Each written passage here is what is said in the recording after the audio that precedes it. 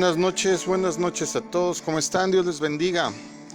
¿Qué tal su domingo? ¿Qué tal va este día del Señor? El séptimo día, el día que Dios ha destinado para que tengamos, pues, verdad, reposo, tengamos descanso de toda obra y podamos de esta manera hacer una pausa en nuestras actividades y poder dedicar tiempo a Él. Esta es una transmisión en vivo de la comunidad cristiana Masada Adulam. Este es una transmisión especial que hemos destinado a hacer todos los domingos a las 8 de la noche, dado el caso que ahorita nos encontramos pues ahí en casa, ¿verdad?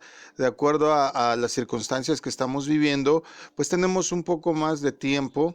Y de esta manera es que muchas personas que se han comunicado con nosotros nos han pedido dar temas relacionados, ¿verdad?, con el tiempo del fin, porque están pasando las cosas. Muchas personas, ya sean creyentes o no creyentes, se han estado comunicando, o en general es un tema que muchos quieren pues develar, quieren saber.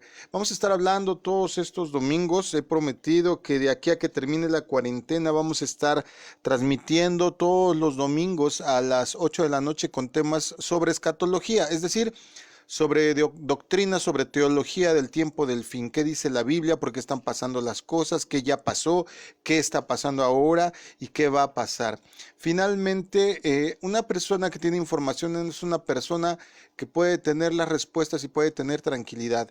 Pero sobre todo recordemos que todo el Apocalipsis, y no solo el Apocalipsis, el libro de Daniel, el libro de Mateo, el Evangelio de Mateo capítulo 25 y demás citas que se refieren al tiempo final, todas apuntan hacia un objetivo, hacia un porqué, y es el volver nuestros ojos, volver nuestro corazón hacia Dios. Así es que es un gusto que ya estés conectado. Muy buenas noches a todos los que se están comenzando a conectar, pero también agradecemos a los que nos van a estar oyendo ya diferido, quizá no en vivo, a través, por ejemplo, de la repetición que tenemos y a disposición los videos que tendremos en nuestro canal de YouTube, o inclusive ahí en los archivos que tenemos en Facebook, en la página de la iglesia de Masada Adulam. Mi nombre es Israel Chapa, soy el pastor general de la comunidad cristiana Masada Adulam. Con nosotros se encuentran esta noche Idalia Castro. Hey, Capato. Lara Castro. Axamaday. Jania Castro. Bueno, pues le damos la más cordial bienvenida. Esto es Entendiendo el Apocalipsis. Antes de comenzar, te vamos a dar de una vez las redes sociales para que tú puedas tener comunicación con nosotros. Si es que tienes alguna duda, alguna sugerencia, puedes dejárnosla en inbox o puedes hacérnosla directamente en vivo. Tenemos aquí un teléfono a tu disposición o inclusive en el WhatsApp para que podamos irte contestando. Así es que pon mucha atención para que puedas hacer contacto, porque terminando de darte nuestras direcciones arrancamos. Amén. En Twitter es @masadadulam. Por Facebook es .com/masada.adulam. El número del WhatsApp es 5583882035 y el de línea directa es 5576909589. El email es masadadulam@gmail.com y por YouTube Israel Chapa, todo con mayúscula, una sola R. Bueno, ahí tienes, haz contacto, qué bueno que ya estás con nosotros y vamos a hablar de este tema que apasiona a tantos y que es tan trascendental en estos tiempos y también en los que vienen. El Apocalipsis, contrario a lo que mucha gente cree, muchos me preguntan, ¿cuándo es que se va a ir a cumplir el Apocalipsis? No, te equivocas, el Apocalipsis ya está cumpliendo, ya tiene un buen rato trabajando todo el escrito ahí, pero vamos a develarlo y vamos a aprender varias cosas.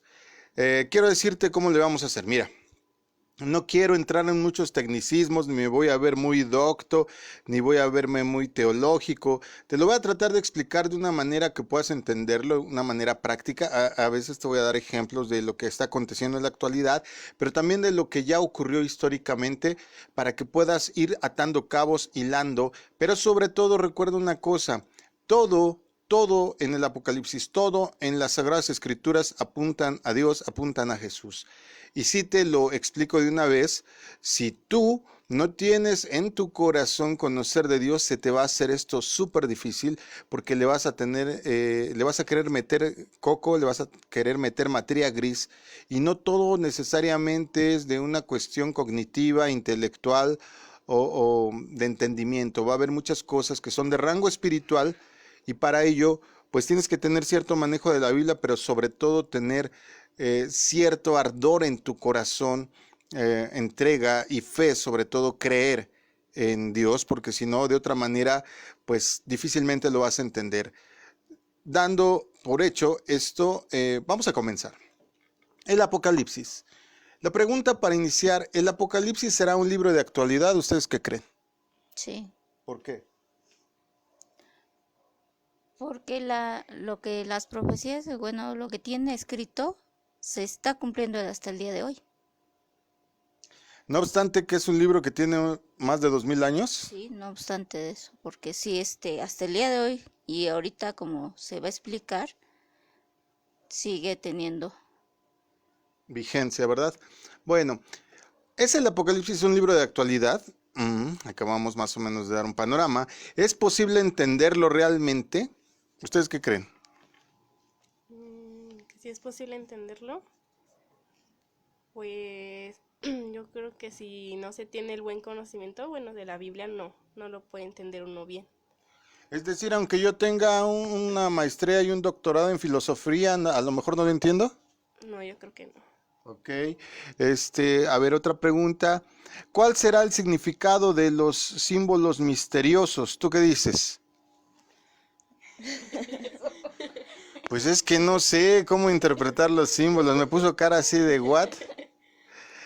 Hasta le hubiera sacado una foto y hago un meme. Pero bueno, vamos a entrarle de lleno. Este ha sido uno de los libros más malentendidos, más malinterpretados de todos los tiempos.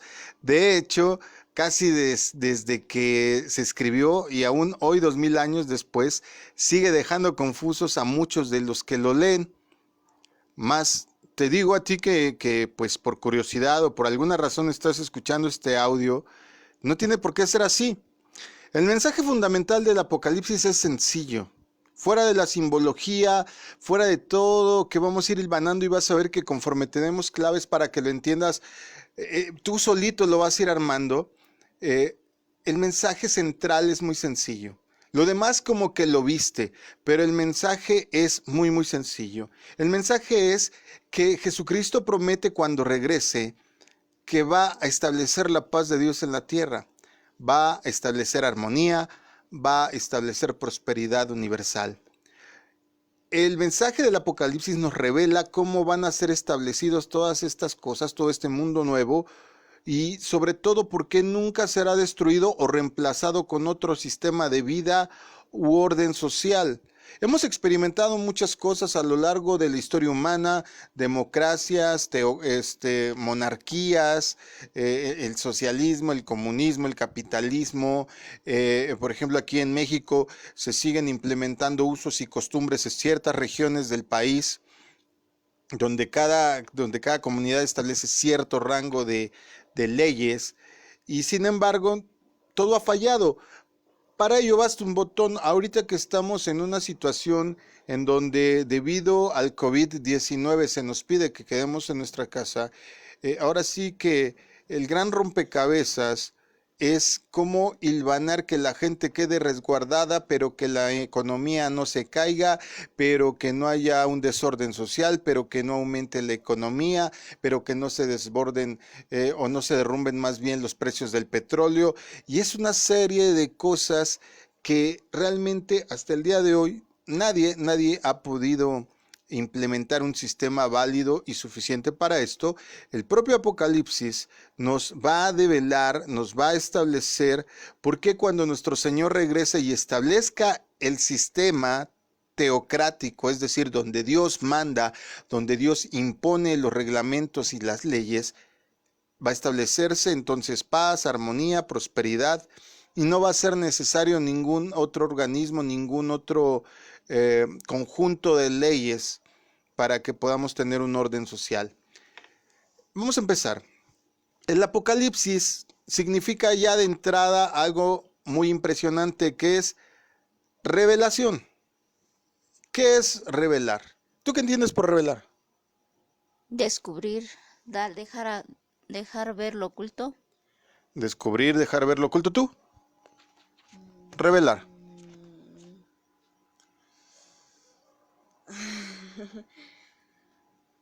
Podría ser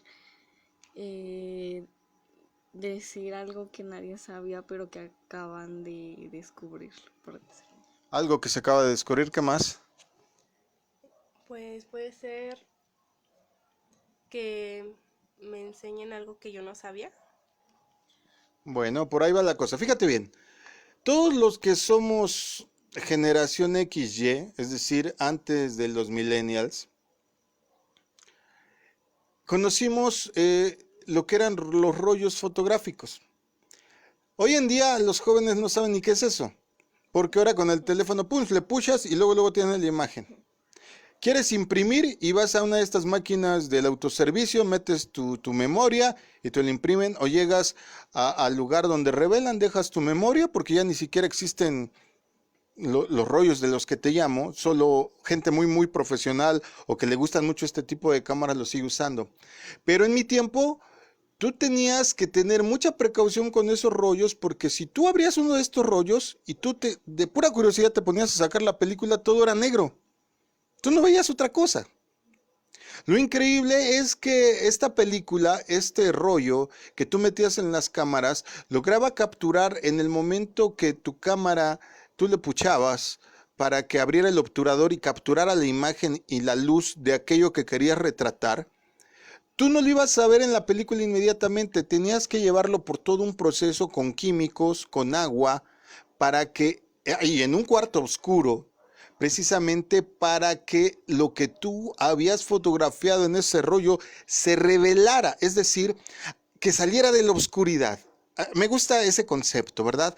Algo que se revela, en este sentido, como el ejemplo que te estoy poniendo en los rollos fotográficos, es algo que sale de la oscuridad. Ahí estaba, sí, no se veía a simple vista tal vez, o sabías que ahí estaba, pero no sabías exactamente qué figura tenía, qué fondo tenía. También, para que me entiendas, qué es revelar, es la usanza de una cortina. Imagina tú que tienes tu ventana y tienes una cortina. Entonces, para que tú puedas ver hacia afuera o puedan ver de afuera hacia adentro, tienes que recorrer la cortina, tienes que correr el velo.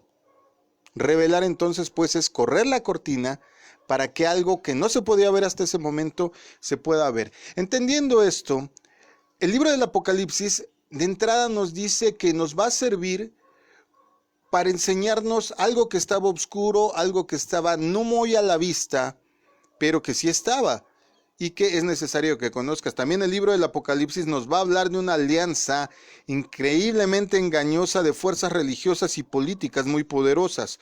Por eso cuando a veces las personas me preguntan, ay pastor, es que la política, es que todo esto está inmerso.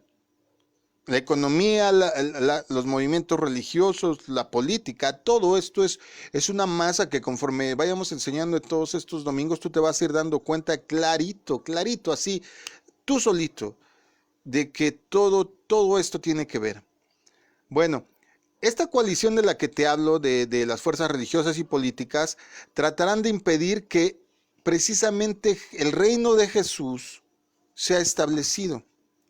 Mayormente, la Biblia, como acabamos de decir hace un momento en el Apocalipsis, nos da el mensaje de que la promesa que hizo Jesús, de que iba a regresar e iba a establecer el reino de Dios en la tierra, va porque va.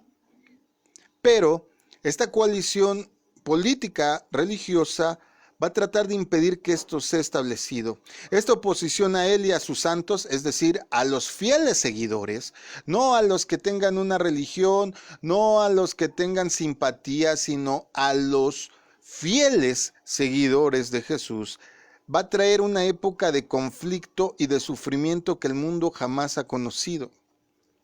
Las horrendas armas, por ejemplo, de nuestra época, producto de la tecnología moderna, son un indicio de que ese terrible momento de conflicto tal vez esté mucho más cerca de lo que tú crees. Las naciones tienen un arsenal tan grande que sería más que suficiente para borrar todo vestigio de la vida sobre la faz de la tierra más de una vez.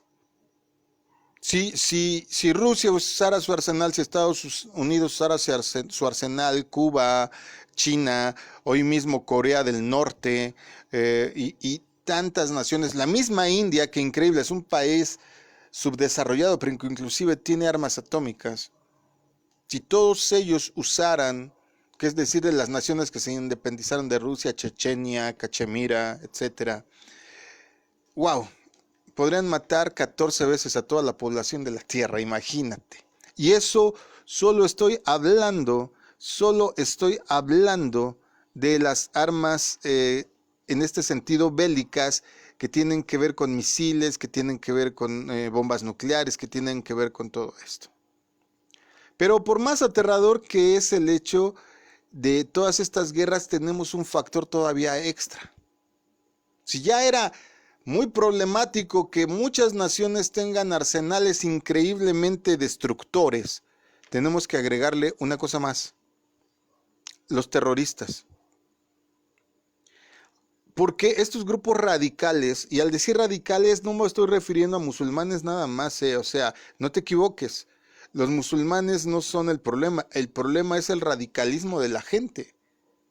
Sí, es malo ser ultra ortodoxo y, para que me entiendan, ultra religioso, ultra extremista en tus creencias, porque contrario al asunto del arsenal de un país, normalmente un terrorista se mueve no por el amor a su nación o a su patria, no por la defensa de los ideales de su nación. Normalmente un terrorista se mueve por ideales religiosos o, en nuestra actualidad, pueden ser hasta ecologistas. Hay muchos ecologistas que hasta públicamente lo han dicho: necesita haber menos habitantes en la Tierra para que el mundo sea autosustentable. Otra vez, porque según los cálculos hemos rebasado los recursos por número de habitantes y se calcula que en no muchos años ya no habrá que comer, no habrá agua, no habrá muchas cosas. Entonces, los ultraderechistas de la ecología también están sobre esos tenores. Entonces, a todos ellos me refiero cuando digo terroristas. Cuando estas personas son incapaces de lograr sus objetivos por medio de las armas convencionales o la diplomacia, son ahora quienes están teniendo acceso a estas armas de destrucción masiva. Cada día aumenta la posibilidad de que alguna nación o de que algún terrorista recurran al uso de armamento nuclear, pero ahí te va otro factor todavía preocupante, hoy en día biológico. Hay muchas armas de diseño, ¿sale? Yo tengo por ahí, si ya nos has escuchado en otras ocasiones, una tesis, una hipótesis sobre las bombas biológicas, ¿sí? Por ejemplo, cuando lo del asunto del 911 ahí en Estados Unidos, que derribaron las Torres Gemelas, no fue el único sentido de ataque terrorista. También se atacó a esa nación a través de documentos, de cartas que iban impregnadas de bacterias tóxicas, y que la gente al abrirlas, al inhalar estas esporas, pues se enfermaba. Otras venían con cesio, envenenadas, radioactivas, para que me entiendas. Y así se mueven todos estos grupos radicales. Entonces, imagínate ya todo lo que está pasando en este mundo que tú no atestiguas. Ya no solo es el asunto de los misiles, ya no es solo asunto de los ejércitos, ya no es solo asunto de las bombas nucleares, sino ya tenemos que lidiar con bombas biológicas o con bacterias o virus biológicos. No está comprobado totalmente porque no se puede atacar a nadie sin pruebas, dice la ley, pero piensa en esto: el MERS y el SARS, que son, bueno, el MERS, para que te des una idea, atacó primordialmente a puros humanos de la genética que tenían que ver con Arabia Saudita, con los árabes en general. Piénsalo. El SARS mismo, que en su variación del COVID-19, SARS-CoV-2, versión 19, es la que ahorita está en el mundo, primordialmente a quienes está atacando. Piénsalo. Pero bueno, de esto vamos a hablar más adelante cuando estemos hablando acerca de las potencias, tanto terrenas como espirituales, que se están moviendo. Pero todo esto, el programa de hoy es como nada más para irte antojando, irte sentando las bases de todo lo que vamos a estar hablando. Ahora, el Apocalipsis sí, en verdad nos da malas noticias, pero también nos da buenas noticias acerca del futuro. Por una parte nos describe los terribles efectos de medios de destrucción cada vez más eficaces, los cuales una humanidad engañada va a desatar en la era final. Pero también nos revela cómo va a intervenir el Dios viviente, el creador del universo, para impedir que la humanidad se aniquile a sí misma. Nos revela el Apocalipsis que después de estos espantosos días vendrá un increíble tiempo de paz en un mundo totalmente transformado. Es sumamente importante, amigo, hermano, que nos escuches, que entiendas la descripción que Dios nos da de lo que está por suceder y lo que esto significa para cada uno de nosotros. También necesitamos comprender cómo podemos formar parte de las buenas noticias del futuro que Él nos revela, que cómo es que puedes formar parte del Evangelio, porque finalmente Evangelio no es una religión, Evangelio significa buenas noticias. ¿Cuáles son las buenas noticias? Que tienes futuro, aún después de la muerte, si es que tú estableces el reino de Dios en tu vida, si estableces y te sujetas al propósito primordial por el que fuiste creado. Entonces tú formarás parte de estas buenas noticias y del futuro que nos es revelado en el Apocalipsis. Cuando entendemos claramente el Apocalipsis, veremos cómo este contiene el mensaje de esperanza más importante que jamás se haya escrito. Ojo, no es como te lo plantea Hollywood, no es wow, la destrucción del mundo y el sufrimiento total. El Apocalipsis es un libro de esperanzas. ¿Cuál es la esperanza? Que hay un futuro en donde va paz, armonía, y en donde después de todas estas tragedias el Señor mismo gobernará la tierra. El mensaje principal, pues, es claro y no admite ninguna duda. Vamos a comenzar esta segunda parte del programa del día de hoy, dándote algunas claves para que empecemos a asentar bases para que los siguientes programas nos podamos ir pues con más fluidez. Claves para entender el Apocalipsis. ¿Por qué fue escrito el Apocalipsis? Como ya dijimos, el nombre significa revelar, quitar el velo, descifrar algo que de otra manera no podía verse o entenderse. Y sin embargo, la mayoría de las personas creen que este último libro de la Biblia no se puede entender de ninguna manera. Yo he escuchado a muchas personas que dicen, no, es demasiado confuso, no tiene sentido, su alegoría es demasiado rebuscada, cualquiera puede entender cualquier cosa. No es así. El Apocalipsis permite poner muchas de las profecías más antiguas en un contexto totalmente comprensible, y para las profecías relativas al tiempo del fin, forma una estructura que nos ayuda a comprenderlas. Esto se logra en parte por el uso del lenguaje figurado y de símbolos que están relacionados directamente con otros escritos proféticos de la Biblia. Es decir, si alguna persona quiere develar la Biblia solo leyendo el Apocalipsis, quiere vaticinar acerca del futuro solo leyendo el Apocalipsis, no lo va a poder hacer. Y no lo va a poder hacer porque varios de los significados del Apocalipsis están en alguna otra parte de la Biblia. Por eso decíamos que si tú no eres un estudioso de la Biblia, no sigues al Señor, no pides la asistencia de su Espíritu Santo, no tienes la fe, no tienes la creencia, el conocimiento y la certeza de que lo que está escrito es cierto. Es más, si tú no crees en Dios y no le has invitado a venir a tu vida, a que Él sea el administrador de tu vida, pues es imposible que lo entiendas. Y sobre todo porque no tienes maestro, no tienes un guía. En el caso de que naciste en una congregación, es difícil que alguien por sí mismo llegue al conocimiento, porque la mente es muy engañosa y la mente va a tornarse en declinar hacia su idiosincrasia, hacia lo cultural que le enseñaron, hacia los tabúes inclusive que hay en su cabeza. Por ejemplo, el día de hoy nosotros los mismos cristianos tenemos aquí un debate muy amplio acerca del tiempo de la actualidad, porque hay quien dice que no, que hay que ceñirse solamente a lo tradicional con himnos, con cantos todavía de este tipo de órganos. Hay otros que no, que ya usan los medios electrónicos, y hay otros que ya casi lo usan como un show. Aquí hay un asunto que hay que deliberar, pero lo que sí hay que entender que el mensaje de la Biblia es uno.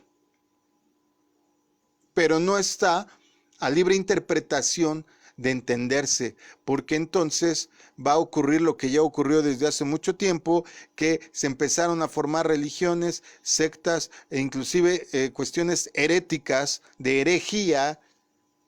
¿Por qué? Porque cada quien quiere entender lo que le da la gana y no se dedica al estudio correcto y a la recta interpretación de la Biblia, porque se siente autosuficiente, no quiere recurrir a maestros, en este caso a ministros, a líderes, no quiere recurrir a la misma Biblia, cree que solo leyendo porciones va a entenderla, lee 3 párrafos y cree que lo entiende, y sobre todo el Apocalipsis es uno de los libros más complejos que hay, porque muchas veces, como acabamos de decir, el sentido figurado, los símbolos están relacionados directamente con otros escritos de la Biblia. Por ejemplo, vamos a irle poniendo materia a este asunto para que me vayas entendiendo.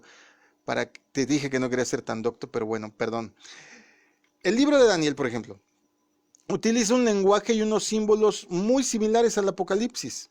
Muchas de sus visiones y figuras retóricas, Daniel, se explican claramente, pero Dios le dice algo a Daniel y le dice que el significado de otras cosas que él le estaba permitiendo ver y saber permanecerían sin ser aclaradas sino hasta el tiempo del fin. Y él le dice, entonces esas también se van a entender. El Apocalipsis contiene varias claves fundamentales para poder entender las profecías de Daniel, y el libro de Daniel nos da elementos a su vez para entender al Apocalipsis. ¿Sí me explico? Tú muchas cosas vas a ver en el Apocalipsis que te van a ayudar a entender los simbolismos, la retórica, la cuestión poética de Daniel, y muchas cosas de Daniel te van a servir para entender el Apocalipsis. Esa es la correlación que tiene la Biblia. Y si tú no sabes cómo manejarla, no tienes a alguien que te asista, y lo que es más importante, no pides la asistencia de su propio autor, en este caso que el Espíritu Santo te ilumine, te guíe, pues solo vas a querer adquirir conocimiento. Y en muchos casos solo vas a querer adquirir fama, porque aparentemente tú lo entendiste y diste una profecía y se cumplió tu profecía, y cuántos conocemos de este tipo que hacen show desgraciadamente en la actualidad. Bueno, para muestra un botón, veamos qué explicación le da Daniel a sus visiones. Vamos a leer rápidamente Daniel 12, verso 8 y 9. Amén. Escuché lo que dijo el hombre, pero no le entendí. Así que le pregunté, mi señor, ¿qué pasará cuando todo esto suceda? Él me respondió, Daniel, sigue tu camino. Todo esto es un secreto y el mensaje seguirá escondido hasta el momento final. Mire, mi versión dice, estas palabras estarán selladas. ¿Cómo dice tu versión? Será un secreto. Ok, será un secreto, estarán selladas. ¿Hasta cuándo? Hasta el tiempo del fin. En contraparte, mira lo que dice Apocalipsis 22:10. También me dijo, no mantengas en secreto las palabras de la profecía que está en este libro, porque está cerca el tiempo en que se van a cumplir. Ok, nota una cosa. En el tiempo de Daniel, Dios le dice a Daniel, hey, estas cosas las vas a entender. Y Daniel les dice, pero no entiendo todas, no te preocupes, esas tú no las vas a entender, sella el libro, sella estas palabras porque estas se van a entender hasta el tiempo del fin. A Daniel le dice, sella las palabras, sella el libro.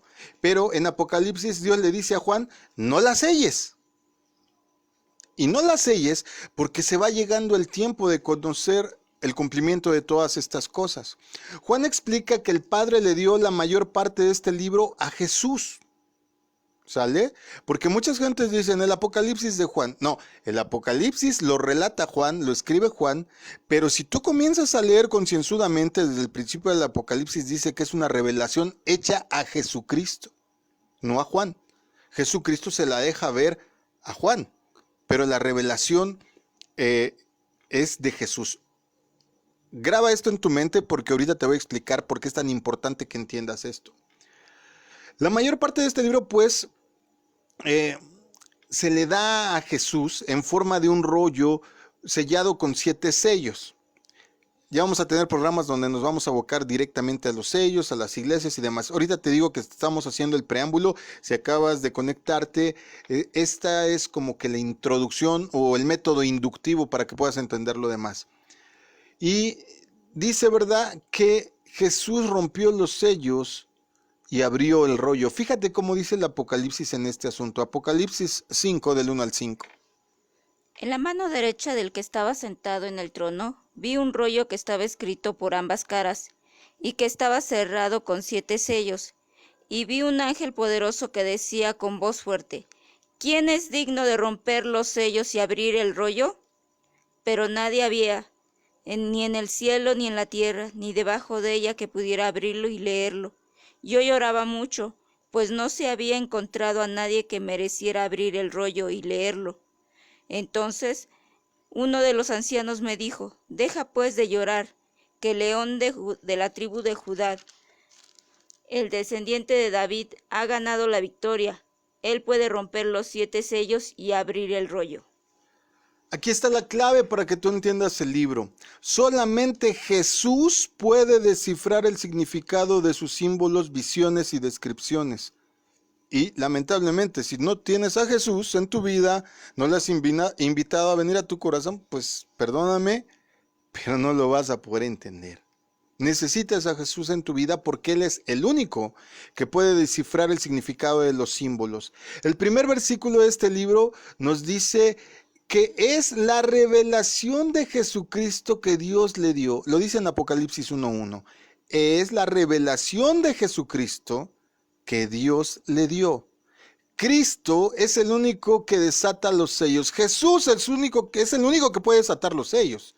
Él revela su significado. Inmediatamente te van a venir la pregunta, sale, yo ya entendí, Jesús es el único que puede interpretarlo, el único que puede descifrarlo, el único que nos puede dar a conocer las visiones, los símbolos y las descripciones. Pregunta, ¿cómo lo hace? Si no lo tengo materialmente aquí junto a mí, si no le puedo como que teclear ahí en su blog y me responda la pregunta, ¿verdad? ¿Cómo es que lo hace? Bueno, hay 2 factores fundamentales cómo funciona esto. Primero, las claves para entender el contenido del libro deben de ser explicadas por Jesús mismo. Por eso, muchas veces vamos a utilizar para develar lo que está escrito en Apocalipsis en las propias palabras que Jesús pronunció. Ejemplo de ello, Mateo 25. En Mateo 25, cuando se nos habla, por ejemplo, de las vírgenes, cuando se nos habla también más adelante de la profecía del tiempo del fin, te vas a encontrar que es Jesús mismo el que está hablando, y a través de esas palabras que él pronuncia ahí vamos a poder empezar a darle luz a otros pasajes que van a estar aquí mismo en el Apocalipsis, con sus propias palabras. Entonces es el primer factor. Segundo factor, tienes que entender que la Biblia nos enseña algo bien importante que no se te debe de olvidar nunca en segunda carta a Timoteo 3:16. En ella se basa nuestra vida dedicada a Dios, sin lugar a dudas. Que grande es esa verdad que que se nos reveló. Segunda a Timoteo 3:16. Porque toda la escritura es inspirada por Dios. Aquí se norteó la hermana. Creo que ya tiene sueño, necesita su lechita y a dormir. Es que entiéndalo, es la hora de nosotros los chavos. Ya los grandes se tienen que ir a tomar su lechita y a dormir. Bueno. Segundo, la Biblia nos enseña que toda la escritura es inspirada por Dios, útil para ok. Tú puedes leerlo todo, pero lo que me interesa que entiendas es que toda la escritura es inspirada por Dios. Por lo tanto, podemos estar seguros de que hay otros pasajes en la palabra de Dios que nos van a ayudar a aclarar otros símbolos del Apocalipsis. Entonces, factor 1, las palabras de Jesús. Algo que él dijo en algún momento y que está registrado en la propia Biblia nos va a ayudar a darle luz. Segundo, que algún pasaje contenido en la propia palabra de Dios, puede ser desde el Antiguo Testamento, por eso al principio hablábamos de las profecías desde el inicio, nos van a poder dar luz a cuestiones que van a ocurrir acá hasta el final. Si confiamos en que la Biblia interpreta sus propios símbolos y lenguaje figurado, ojo, tienes que confiar que la Biblia es su propio intérprete. No necesitas a alguien iluminado que haya orado, porque yo he escuchado cosas terribles de que no, yo ayuné 40 días. No necesitas hacer eso. Necesitas ser un estudioso, un allegado a Dios, pero sobre todo entender que la Biblia se interpreta a sí misma. Unas partes aquí, como dice la propia palabra, un poquito aquí, un poquito allá. Es lo que te va a traer luz. Por eso la gente que no es asidua a leer la Biblia, para que tú puedas entender el último libro de la Biblia, tenías que haber leído primero los 45 libros y 21 cartas en total para que pudieras develarlos. Así de fácil. Si no los lees, no lo vas a entender. Y para leerlos se necesita amor. Y se necesita creer que Dios mismo nos lo dio. Entonces, si confiamos en que la Biblia interpreta sus propios símbolos y en lenguaje figurado, podemos estar seguros entonces de que nuestro entendimiento está basado en la inspirada palabra de Dios y no en nuestras propias opiniones. Fíjate qué dice Pedro sobre esto en segunda carta de Pedro 1:20. Pero ante todo sepan esto, que ninguna profecía de la Escritura es asunto de interpretación personal. Ojo para aquellos que dicen, no, es que aquí dice, bueno, espérame. Tu obligación es ver si lo que te están diciendo está sustentado por la propia Biblia. Que lo diga así literalmente, que lo diga y lo explique, aunque sea en otro pasaje, pero que nos... A mí me molesta, por ejemplo, las personas que dicen, yo creo. No es que yo crea. Yo puedo creer que existen los unicornios. Yo puedo creer que el diablo rojo tiene cuernos y cola, como cree la vasta mayoría, y no es así. Si el diablo fuera así de feo, nadie agarraría el pecado, y el pecado es hermoso, por eso tanta gente lo codicia.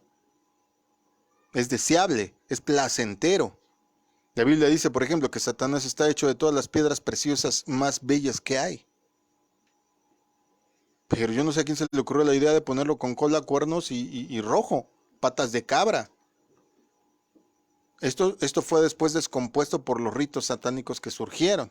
Pero bueno, no estamos hablando de eso. Recordemos que Dios, amado, le dijo a Daniel, de quien estamos hablando ahorita en este ejemplo, que algunas de las cosas que le fueron reveladas en visión estaban selladas hasta el tiempo del fin, pero después añadió ahí mismo en Daniel 12:10 lo siguiente.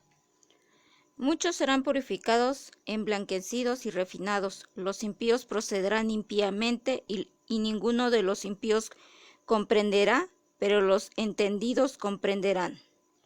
Ninguno de los impíos, es decir, ninguna de las personas que no siguen a Dios, que no creen en Dios, que no hacen actos píos, es decir, actos santos, actos conforme al corazón de Dios, puede entenderlo. Ahí lo dice claramente. Pero aquellos sabios y entendidos lo entenderán. Ahora, pregunta, ¿quiénes son los sabios y los entendidos? Vamos a ver qué dice la propia Biblia. Recordemos que la Biblia es su propio intérprete. ¿Quiénes son estos sabios y entendidos? ¿Serán los masones? ¿Serán los Illuminati? ¿Serán los templarios? Porque mucha gente por eso provocó todas estas logias secretas, diciendo, no, aquí nosotros tenemos el secreto de... No es verdad. La propia Biblia se interpreta a sí misma. ¿Quiénes son los sabios y los entendidos? Segunda carta de Pedro 3:3-7. Ante todo esto sepan que en los últimos días vendrán burladores con sus sarcasmos, siguiendo sus propias pasiones y diciendo, ¿dónde está la promesa de su venida? Porque desde los padres que duermen, todo continúa tal como está desde el principio de la creación. Pues cuando dicen esto, no se dan cuenta de que los cielos existen desde hace mucho tiempo, y también la tierra. Surgirá del agua y establecida entre las aguas por la palabra de Dios, por lo cual el mundo de entonces fue destruido siendo inundado por el agua. Pero los cielos y la tierra actuales serán reservados por su palabra para el fuego, guardados para el día del juicio y de la destrucción de los impíos. ¿Estos serán los entendidos? No. Aquellos que se burlan del concepto de que la Biblia es inspirada por Dios dicen que sus símbolos son contradictorios y confusos. Son los que dicen, no se entiende, cualquiera entiende lo que quiera. Hay estas personas que se burlan de esto no le ven ningún valor a la profecía. Al burlarse de la idea de la inspiración de Dios, se ciegan al entendimiento profético. Ellos ignoran voluntariamente lo que Dios revela acerca del futuro. Ahora vamos a la contraparte. ¿Quiénes son los entendidos? Ya vimos quiénes son. Vamos a ver ahora lo que Dios nos dice de los que realmente tienen entendimiento y sabiduría. Pon atención. Salmo 111, verso 10. El principio de la sabiduría es el temor del Señor. Buen entendimiento tienen todos los que practican sus mandamientos. Su alabanza permanece para siempre. Y leamos también el 19:7.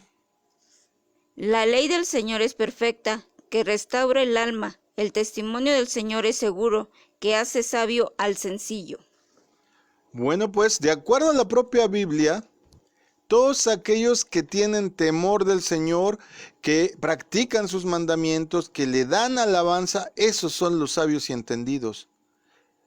Sean del extracto que sean de la idiosincrasia que sean de la cuestión económica que sean, porque el Salmo 19:7 nos dice, el testimonio del Eterno es fiel, porque Él hace sabio al sencillo. Otras versiones dicen al simple.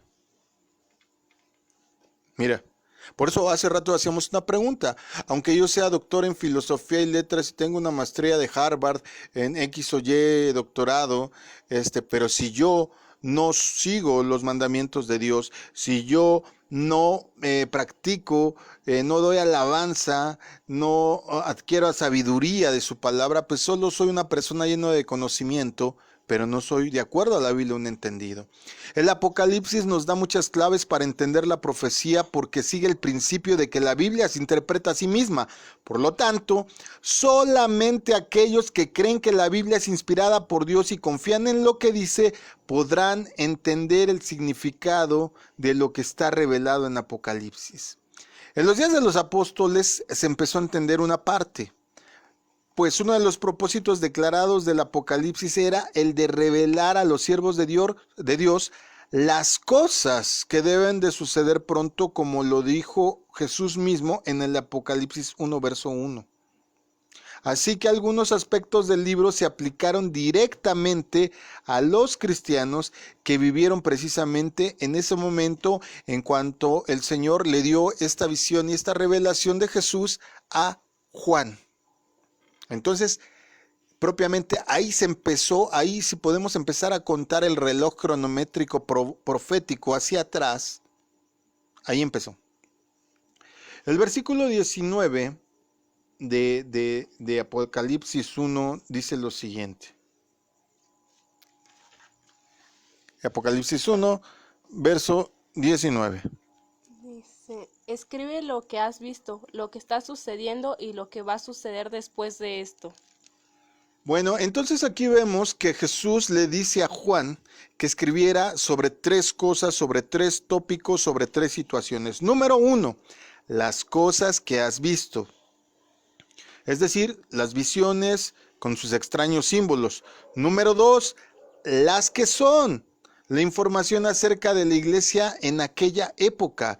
Y número 3, las que han de ser después de estas, es decir, las profecías relativas al futuro. Antes de examinar las claves acerca del futuro, es necesario que entendamos las circunstancias en las que fue revelado este libro profético al apóstol Juan. Para ello tenemos que hablar de la situación religiosa y política. En ese momento, en los confines del antiguo imperio romano, el cristiano comenzó en medio de una paz relativa. Contrario a lo que todos creen, el evangelio se empezó a difundir cuando Roma no te lo impedía. Mejor te lo estaba impidiendo el propio templo de los judíos, el propio templo. Mandaba, recuerdas que Pablo inclusive anduvo persiguiendo, pero era la orden de los mismos que no querían que prosperara esta llamada en ese momento secta de los nazarenos. Los romanos no te lo impedían. El cristianismo comenzó, contrario a lo que muchos creen, en una época de paz relativa. Los emperadores de aquella época generalmente tenían una política de tolerancia religiosa. Esto les permitió a los primeros cristianos evangelizar de una manera poderosa a todo lo largo y ancho del territorio romano y aún más allá.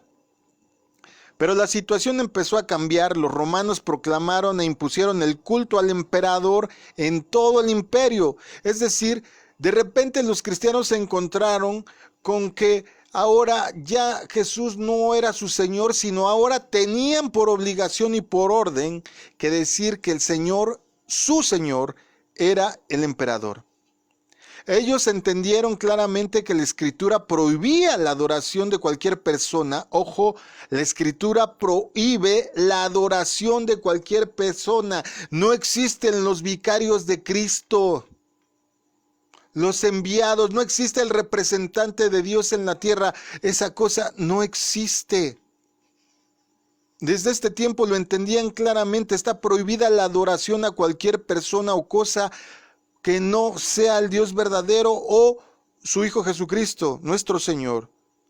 A ellos se les presionó tremendamente para que celebraran festividades paganas, para que entraran en los juegos, porque contrario a lo que todos creen, los juegos que se realizaban en los coliseos no siempre eran juegos tan agresivos. No siempre eran iguales. Me refiero en el sentido de persecución al cristianismo y de arrojarlo de los leones. Había carreras de carrozas, había peleas entre gladiadores, sí había violencia, pero propiamente todavía ninguna era ejercida hacia el pueblo cristiano, hacia la naciente fe del Mesías. Entonces, estos juegos tuvieron un giro cuando se hacían en honor al emperador reinante, como si este fuera un dios.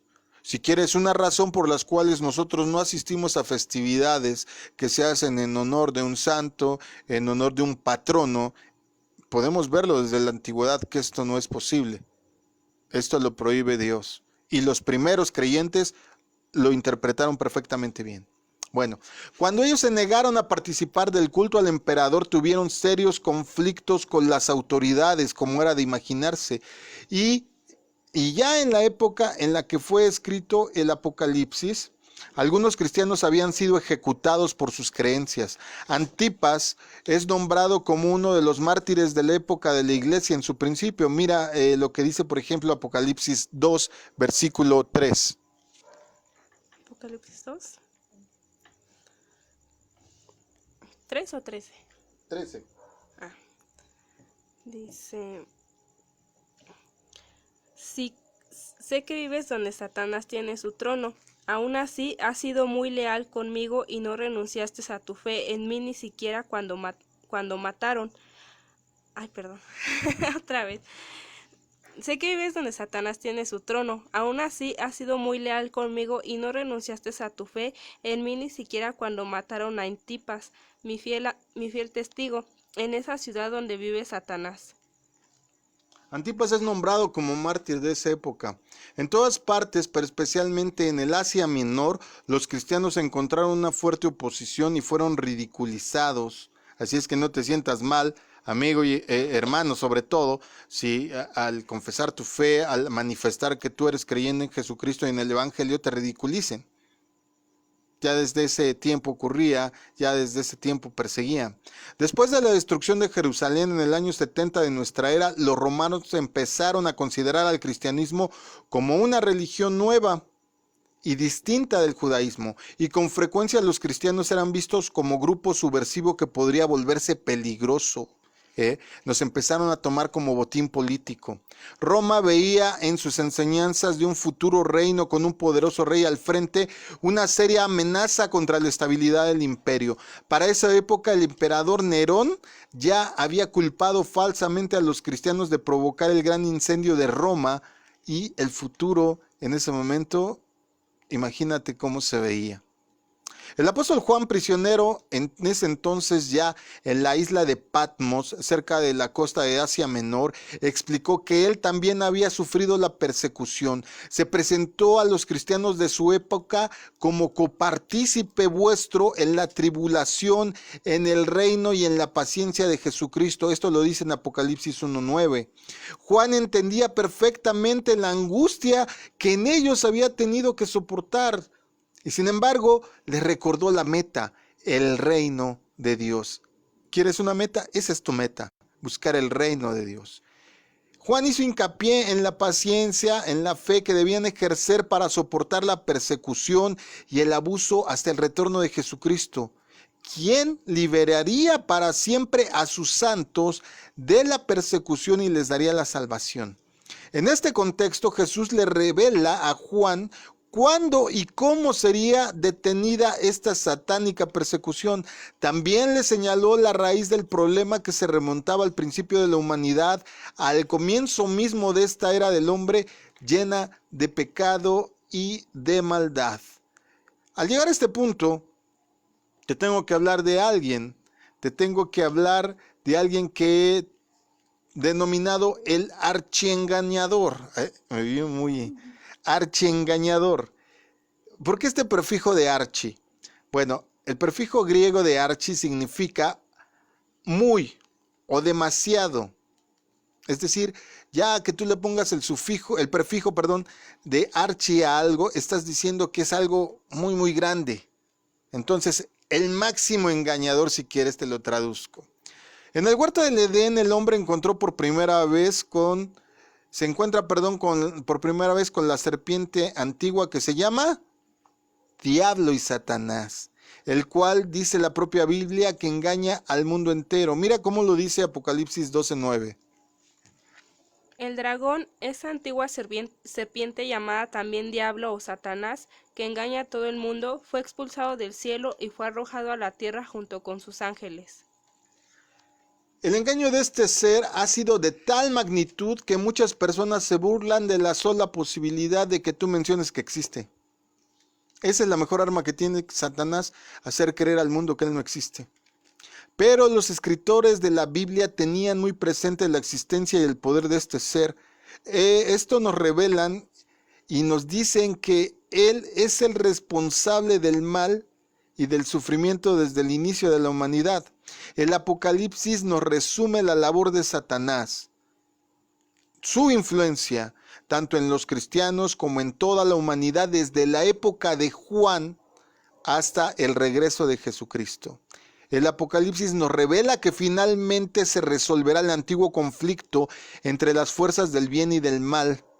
Como dijimos al principio de esta enseñanza, Juan les dijo a los primeros cristianos que había escrito acerca de las cosas que son y de las que han de ser después de esta. Ya lo dijimos en Apocalipsis 1:19. El cumplimiento profético comenzó desde los días de los apóstoles. Ahí arrancó el cronómetro hasta la hora cero. Y ahorita, te guste, sepas o no sepas, el reloj cada vez está corriendo en detrimento del tiempo que nos queda.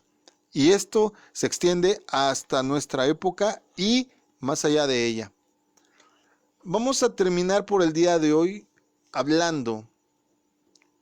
Y recuerda que hoy estamos tocando aspectos muy generales, solamente que están cimentando base para las próximas enseñanzas, porque en los siguientes domingos te voy a estar explicando ya por orden de temas, por orden de módulos, qué habla de qué cosa y a qué se refiere. Pero hablemos para terminar por el día de hoy del Día del Señor, porque se menciona mucho este tema en el Apocalipsis y en muchos libros de la Biblia. La mayoría de las visiones de Juan están relacionadas con una época en que los profetas de Dios mencionan este hecho como el Día del Eterno, el Día del Señor, o también el Día de nuestro Señor Jesucristo, o como lo menciona aquí en el Apocalipsis, como el Día del Señor. Te voy a dar algunas citas, no las vamos a leer por cuestión de tiempo. Apocalipsis 1:10, Isaías 13:6, Joel 2:31, Sofonías 1:14. El apóstol Pablo habló claramente acerca de este tiempo. Pablo dice en primera carta a los tesalonicenses, capítulo 5, versos 2 y 3 acerca de este día lo siguiente. Ustedes saben muy bien que el día en que el Señor regrese será una sorpresa. Vendrá como cuando un ladrón llega en la noche. Cuando la gente diga, estamos en paz y a salvo, la destrucción vendrá de repente, así como le vienen de repente los dolores a una mujer a punto de dar a luz. Nadie podrá escapar. Cuando Pablo empieza a hablar del día del Señor, y vamos a empezar a atorar, pues sí vamos a atorar a los que se equivocan, pero vamos a empezar a derribar doctrina equivocada. Algunas personas creen que cuando Juan utiliza el término el día del Señor se está refiriendo al domingo. Pero el contexto nos muestra claramente que no se está refiriendo a ningún día de la semana, sino al tiempo profético llamado el día del Señor, el cual se menciona directa o indirectamente en más de 50 pasajes de la Biblia. La revelación de Juan ocurrió estando él en el Espíritu en el día del Señor. Algunos han dicho que el día del Señor se refiere al primer día de la semana, pero sin embargo la expresión el día del Señor es la traducción de un adjetivo que nunca se utiliza en la Biblia para referirse a algún día de la semana. Juan se está refiriendo al periodo, como te decía, llamado el día del Señor, que es una expresión muy conocida en ambos testamentos. Él tuvo una visión. No fue transportado en su cuerpo, segundo error que vamos a tirar. Cuando la Biblia se refiere en Apocalipsis al día del Señor, no está hablando de ningún día de la semana. Número 2, no fue transportado en el cuerpo, tuvo una visión. No en su cuerpo, sino en su mente. Cuando él dice viajé en el espíritu, está hablando de su conciencia, está hablando de la cuestión mental, de la cuestión pensante de su ser. ¿Sale? No fue transportado en cuerpo, porque luego he oído cada cosa al respecto. No es así. Él hace este viaje mental, este viaje cognitivo hacia el futuro en el día del Señor, cuando Dios va a derramar sus juicios sobre la tierra. Juan no se estaba refiriendo a ningún día de la semana, sino al momento profético, que es el tema principal del Apocalipsis. El Apocalipsis en un alto porcentaje toca todo lo referente al día del Señor. Juan nos dice específicamente que lo escribió porque esto era profecía. Sin embargo, utiliza la expresión en el espíritu, refiriéndose a las visiones inspiradas por Dios para indicar que él era transportado mentalmente en éxtasis al venidero día del Señor. El día del Señor se describe en numerosos pasajes bíblicos como la época en que Dios va a intervenir directamente en los asuntos humanos. Y aquí quiero hacer un pequeño paréntesis. Hace poquito celebramos la Pascua. La Pascua es una de 7 fiestas que el Señor deja como estatuto perpetuo para que el ser humano las celebre, porque cada una de ellas tipifica una de las fases del plan de salvación que tiene el Señor sobre la humanidad. La primera, la Pascua, el sacrificio de Cristo, en donde toma el lugar del Cordero inmolado en lugar nuestro para ser sacrificado, es el hecho de que Dios interviene directamente en los asuntos individuales de cada uno de los que le aceptan. ¿Sale? Individuales. Pero el día del Señor, este día que nos está hablando, es la época en que Dios va a intervenir en los asuntos humanos, pero a nivel general.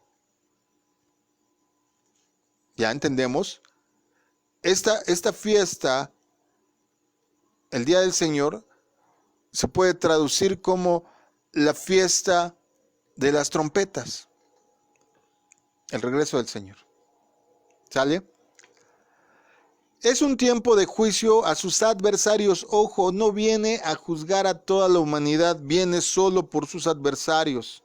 Aquellos que rechazan su corrección y se niegan a obedecer sus mandamientos. Jesús reprendió duramente a las ciudades de Galilea que no quisieron escuchar más su mensaje, aunque habían visto varios milagros.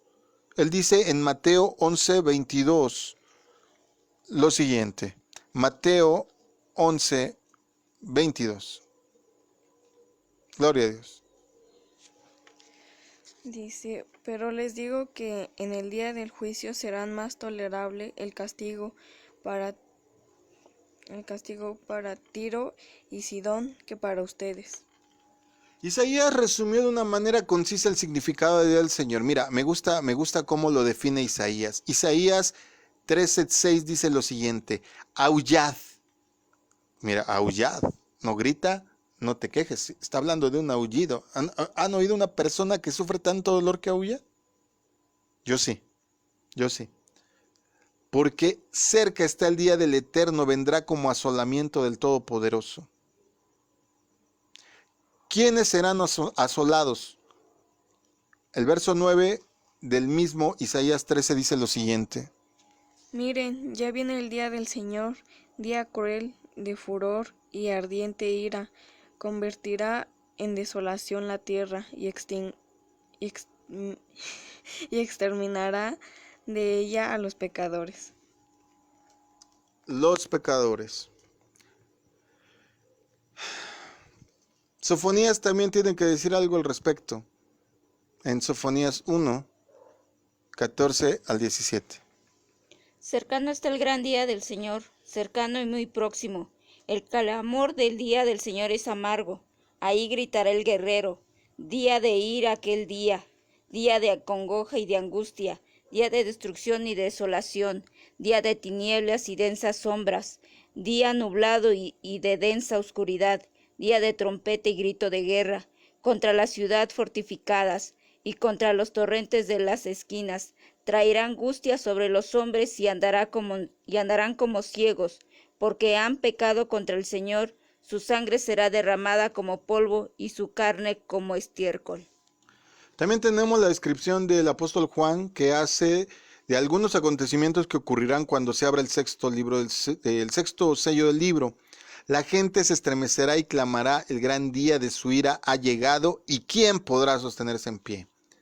Poco antes de esto, los siervos mártires de Dios son representados clamando simbólicamente desde sus tumbas: ¿hasta cuándo, Señor? ¿Hasta cuándo, santo y verdadero, no juzgas y vengas nuestra sangre de los que moran en la tierra? Más adelante, en el libro de la profecía, un ángel es enviado con este mensaje: temed a Dios y dadle gloria, porque la hora de su juicio ha llegado. Esto lo vemos en Apocalipsis 14, 6 y 7. Casi al final del libro, Juan nos da más detalles acerca de la segunda venida de Cristo.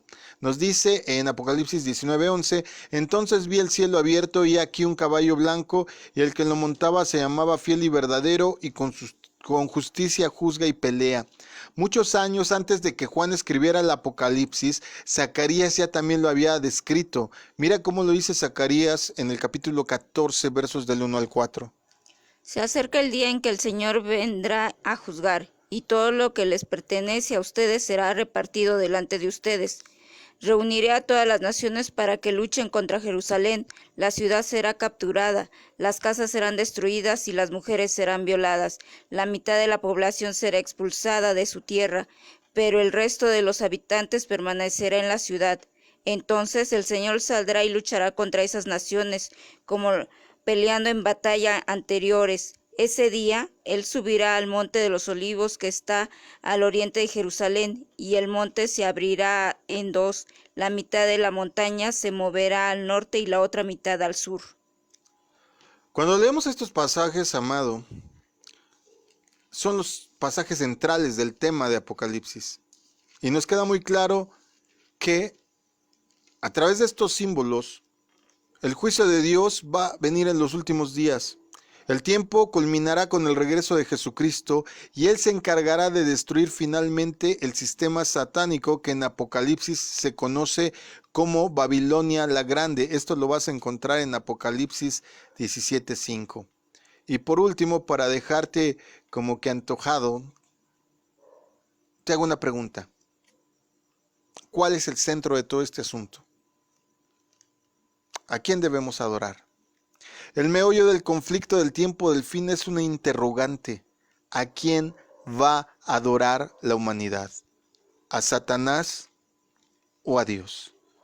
Y hoy te hago una pregunta a ti que nos estás escuchando, por la razón que tú quieras. Yo no creo en las casualidades. Albert Einstein decía que no existen las casualidades porque Dios no juega dados.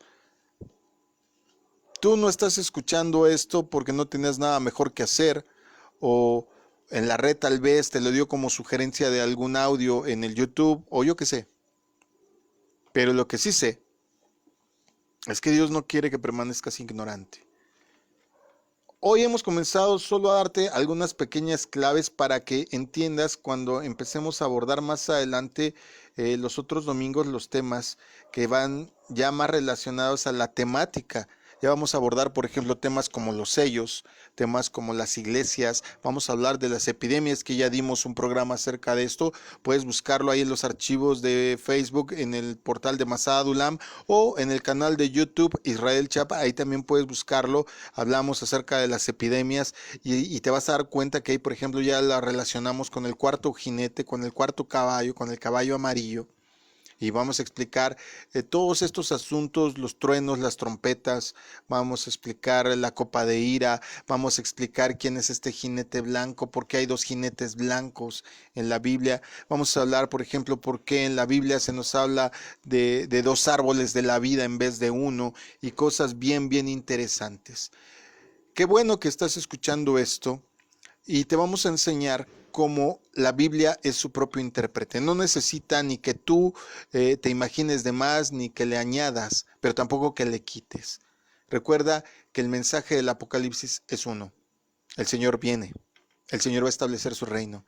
El Señor va a contender con aquellos que se estén oponiendo a ello y va desgraciadamente a acabar con aquellos que se resisten a sus mandatos. Para ello va a mandar diferentes cuestiones que van a hacer que el pueblo se vaya arrepintiendo como que por escalas, como que por fases. Una de esos elementos son las epidemias. Piénsalo bien, piénsalo muy bien, relaciónalo con lo que está pasando en estos tiempos. Mi nombre es Israel Chapa, fue un gusto poder iniciar estos temas contigo. Estamos transmitiendo sobre esta temática de escatología todos los domingos a las 8, pero recuerda que también los lunes estamos dando enseñanza básica de la Biblia, lo que llamamos discipulado, los lunes a las 8, los viernes estamos hablando de temas un poco de más madurez, más sólidos, ¿sí? Y los sábados estamos hablando temas de los jóvenes. Pero los domingos, en lo que dura la cuarentena, vamos a abrir estos temas para que tú no permanezcas ignorante. Porque la propia Biblia dice a través de nuestros profetas que el pueblo perece porque le falta conocimiento. Conmigo estuvieron Idalia Castro. Axamadei. Nara Castro. Jania Castro.